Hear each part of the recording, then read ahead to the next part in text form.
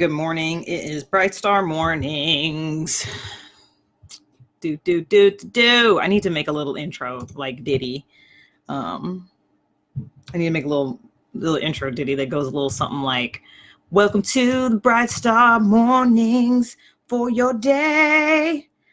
Every day on the way. I'm just tweeting out a little bit. Not tweeting.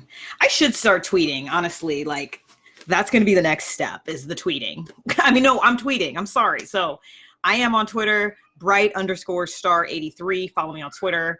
I am on Twitter. I just mean that I don't tweet Bright Star Mornings, and I could do that. Like, that would probably be a good move from a marketing standpoint. But yeah, I'm not doing that yet. I also forgot to advertise the archive video. So starting off with Mug Talk this morning. Welcome to Bright Star Morning, Saturday. Today is the 7th, December 7th, a date that will live in infamy because, not really. So today's Mug Talk is on, or today's mug from Mug Talk is the Red Barn mug. Here we go. From the Museum of Flight down in Seattle, Washington. I love this mug. It's actually new to my mug collection. It's only a couple months old in the household. I got it actually the day that I did the Fly 5K, which was back in October, down at the Museum of Flight. And the Red Barn is the original headquarters of the Boeing Company. So 1917, I think Boeing was founded in 1916 or something like that. But that is Mug Talk. I love this mug. We're still drinking. We're still peppermint mocha. It's going to be peppermint mocha. So I don't need to tell you what's in the mug. But that's Mug Talk. I see we got a few people joining in. And that's the purpose of Mug Talk, is just to let people join in. Because the topic of the day is, I'm going to call it our fighting reality. Oh, let me pin that. So, topic of the day today, fighting reality or arguing against reality. So I am a big fan of Byron Katie. So I found Byron Katie back in 2016 after my mom passed away.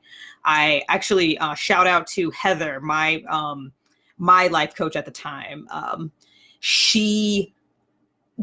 It was actually an interesting thing. I was working with Heather, and it was one of these times when, like, the universe kind of just has a convergence, which does happen. Like, absolutely does happen. I'm a scientific person. I can't fully explain why it happens. I could give you theories, but I just have gotten to the point in my life where I just accept when the universe kind of gives me something. And I had this convergence where I was working with this life coach, Heather, and I found Byron Katie's book, Loving What Is.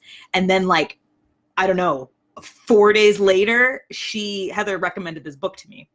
And I was like, I'm listening to it because I got it on audiobook. So I was listening to the book, Loving What Is, by Byron Katie. And here's a quote from Byron Katie that is going to be kind of the topic of the day. Byron Katie says, I'm a lover of what is, not because I'm a spiritual person, but because it hurts when I argue with reality. And that's pretty hard to deal with sometimes. So what she's saying there, so she says, I'm a lover of what is, not because I'm a spiritual person, but because it hurts when I argue with reality. So there's going to be times in your life, I would say you can bet on it, when things are hard, when things are not what you would expect them to be. And when you argue with reality, when you fight against reality, is when it hurts. In the Buddhist sense, so what the Buddhists talk about is, there's the Four Noble Truths. And, the first noble truth is life has suffering. Suffering is part of life. You'll hear it, life is suffering, but it's about dukkha. It's about this feeling that things are not what you want them to be. It's this, like, life is unsatisfactory. Like, it just is. The second noble truth is that there is a solution. There is a way out. Like, there is a way to relieve the suffering. There is a cause, right? And I may be actually mixing these up. I should have probably brought up, because anyways, the third is the cause is attachment. the cause is attachment. And so this is what Byron Katie's getting at. It's our attachment to our ideas about what we think things should be versus what they actually are. And that is what causes the pain. And so, the fourth noble truth is the eighth noble path, which is like how the Buddhists get out of this. But the point of the topic of today is let's focus on that cause, that attachment to wanting things to be different. So the reason this is the topic of the week is this has been it's like, again, like sometimes the universe, for whatever reason, just kind of get a pattern that just gets repeated, right? And for me this week, it was this idea of needing to accept a difficult reality or difficult news or, whatever the case may be. There are times when you're struggling, when there's something that you don't want to accept. So the post that I dropped today it was specifically about the losses that I've gone through. So losing my mom and losing my brother, right? Or the other way around, where I lost my brother and then I lost my mom. Like, this was not something I wanted. Like, it was unimaginable to me. It was something I did not want. And it's like, how do you work through that kind of grief? Like, how do you work through that sort of, this isn't the way I wanted things to be.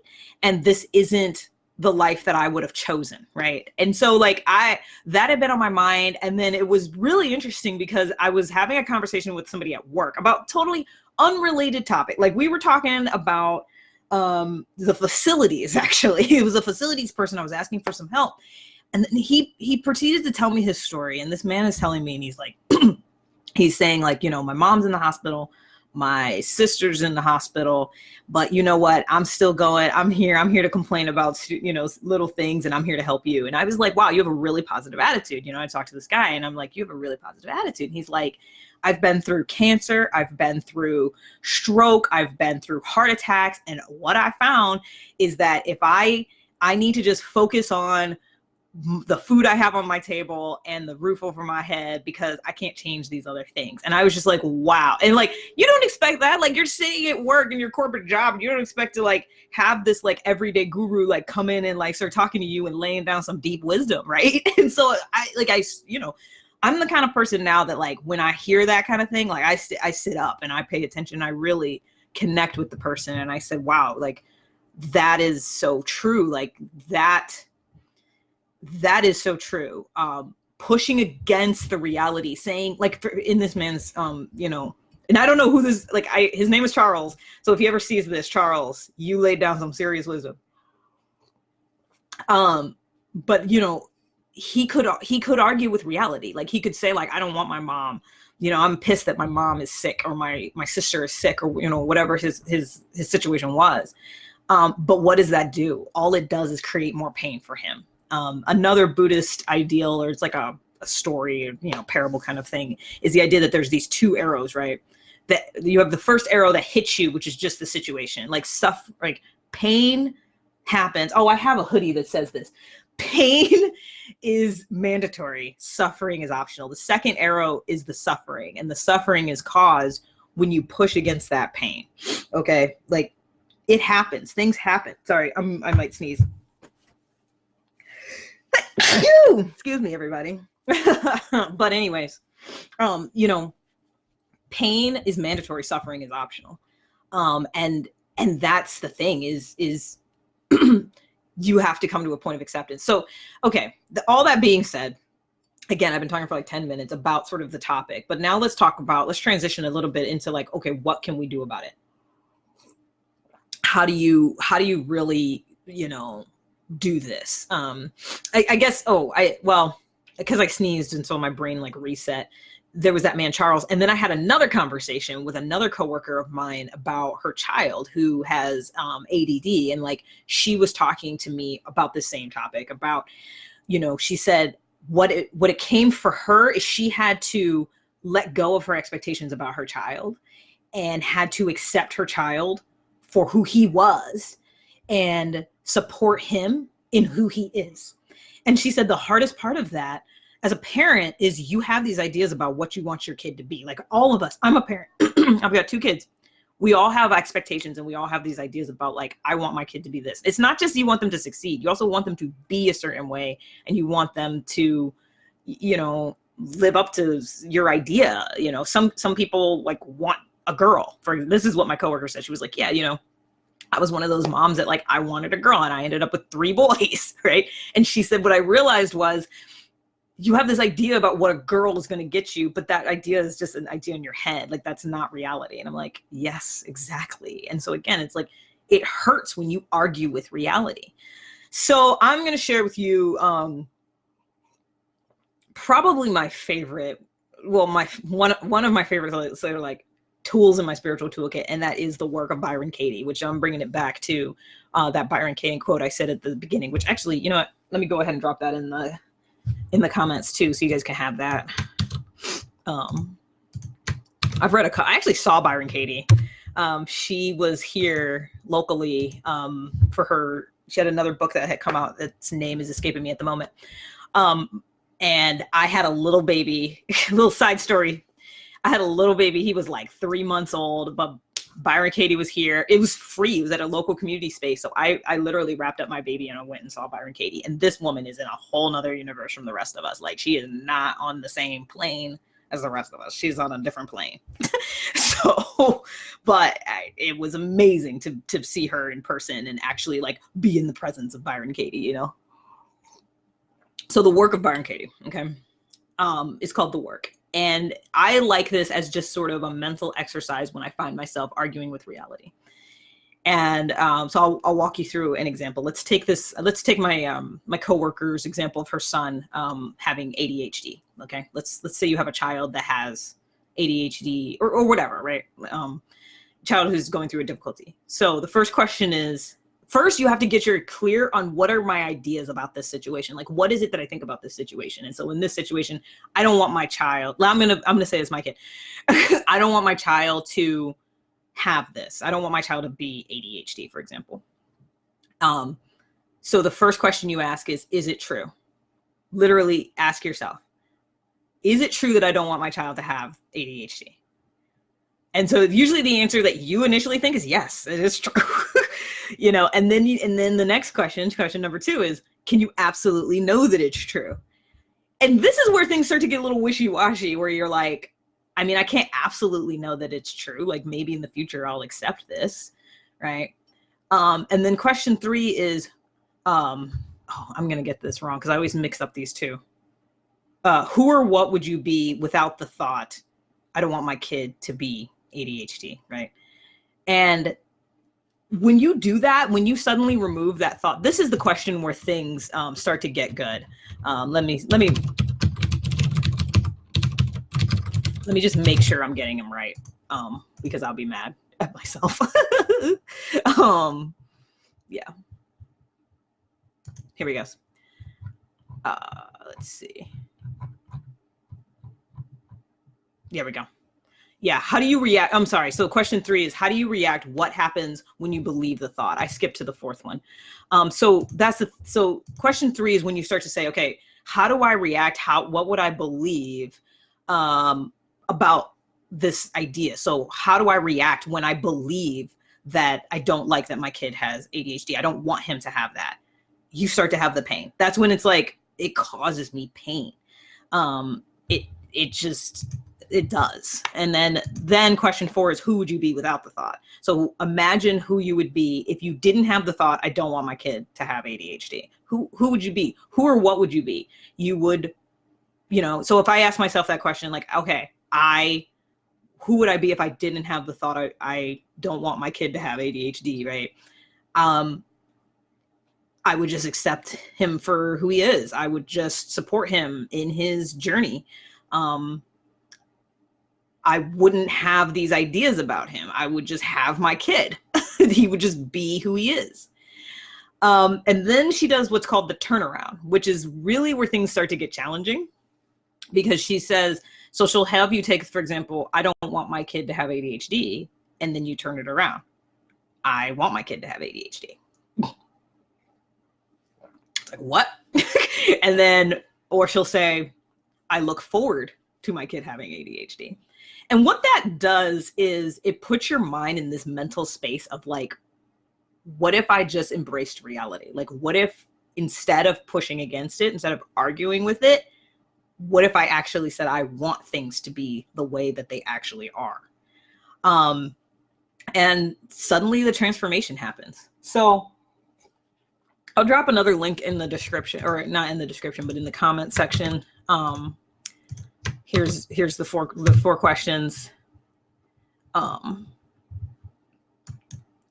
like I said, so it was just an interesting week where this kept coming up, this topic of fighting against reality and arguing against reality, and how much suffering and pain that causes, and how through what's often called radical acceptance, you can free yourself from that suffering. Now, I have been, like I said, I found Byron Katie back in 2016. It's 2019. So 3 years ago. My mom had just died 18 months after my brother had died. I listened to her book on audiobook, and she has a YouTube channel. Check out her YouTube channel. Oh my gosh. Because I watched her walk this woman who had lost a daughter, through the work, and it is intense. But I was like with this woman, right? It helped me sort of process my mother's death. But I will tell you that with the work and with learning to not argue with reality is a day-to-day struggle. On one of these previous Bright Star Mornings, I talked about how you have to keep going. That's the practice. And that is so true. And this comes up for me a lot. Like, I actually created a little like worksheet for myself, which maybe once I get Bright Star coaching more up and running, maybe that'll be one of the offerings that I provide to people, is this, worksheet. And I would have to redo the same story over and over and over and over. I have to do it over and over. And the idea is, like, with that practice, you start to really put a little bit of questioning on your thoughts about reality, and you're arguing with reality. So that's really it for the day, guys. I know it's a heavy one at like 8 a.m. for some of us, but it's more of an inspiration. It's more to say, I guess here's like the uplifting part of this is, pay attention to when you're arguing with reality, and see if you can work on letting that go, of accepting the people in your life for who and what they are, how they are today, how they show up today. And yourself, frankly, yourself too. You have these ideas about yourself, I'm fat, or I'm ugly, whatever the case may be. I know myself, I've struggled in the past with like body image issues. And it's like, I have these ideas about my body, and I'm arguing against the reality that is my body, instead of honoring what it's able to do for me, instead of honoring how well how well I'm able to go through my life because I have it, because I have my health. And so that's the encouragement of the day, is pay attention to those moments where you're arguing with reality, and pay attention to how it hurts you, and ask yourself, can I just be free of that? Can I start to question those thoughts? Can I start to question, is it true? Who or what am I without this thought? Who or what am I when I stop fighting with reality, and I can learn to love what is? So there you go. Welcome to the morning. Have a great day. See ya. Bye.